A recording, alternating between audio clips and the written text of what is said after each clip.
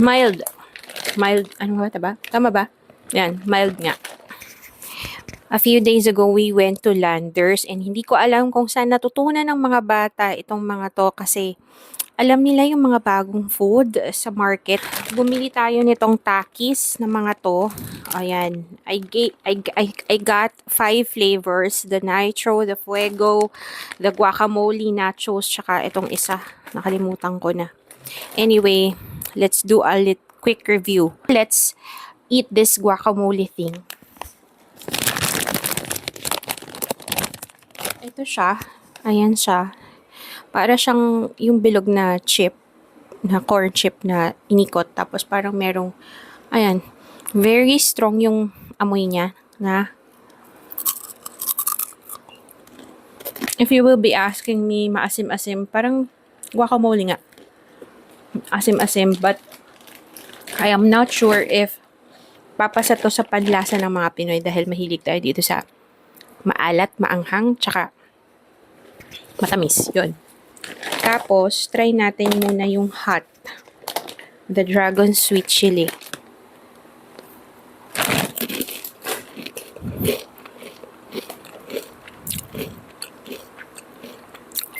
Okay. Kaya pa. Kaya. That was this one. Mild. Ay, hot. Sige, kaya. Next one is this Nitro. Ang pula-pula niya.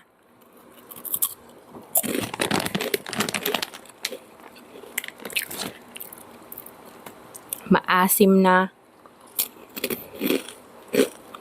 Medyo maasim na maanghang.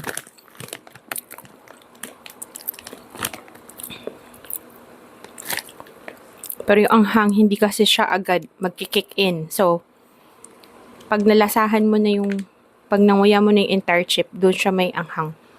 Kaya, okay. So, meron din siyang lime and whatever. So, let's try it.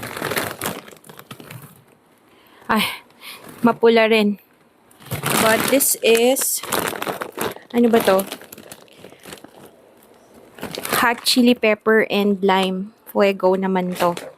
Let's try.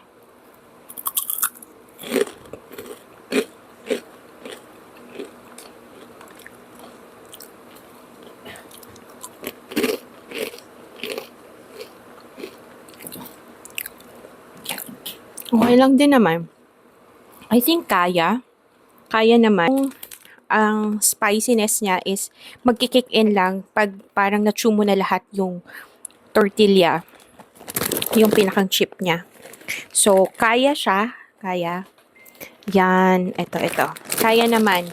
Pero, para sa akin, pinakamaanghang ito. Okay? This one. Yung hindi maanghang. Walang kaanghang at all. This is Intense Nacho. Try natin. Ay, sorry. Orange lang siya.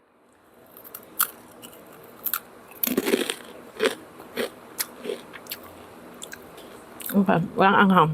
Safe. Safe tong kainin ng mga hindi mahilig sa maanghang. Boboy, safe to sa'yo. Extreme, Intense Natural. Cheese lang talaga yung matitikman mo sa kanya.